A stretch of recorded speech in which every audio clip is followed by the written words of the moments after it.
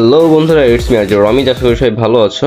তো কিছুদিন যাবৎ কোনো ভিডিও দিতে না পারার কারণে দুঃখিত। মেনলি একটু অসুস্থ থাকার কারণে বাসা থেকে বের হতাম না, তাই ভিডিও করতে পারি নাই। তো আজকে অনেকদিন পরে আমার এক ক্লোজ ভাই সে বললো যে চলো একটু কফিতে থেকে ঘুরে আসি।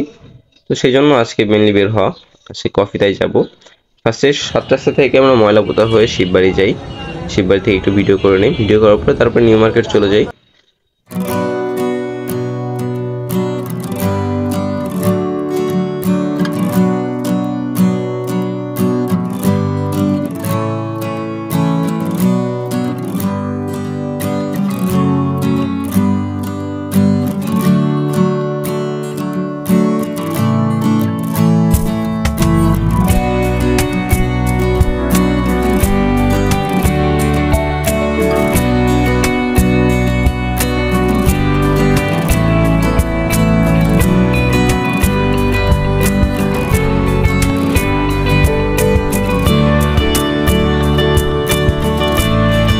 তো ফ্রেন্ডস, আজকে এই পর্যন্তই। এখন থেকে রেগুলার ভিডিও পাবা ইনশাল্লাহ। আর লাইক কমেন্ট শেয়ার করতে একদমই ভুলবা না।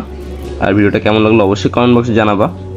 আর পাশে থাকবা, সাপোর্ট করবা। আল্লাহ হাফেজ, টাটা।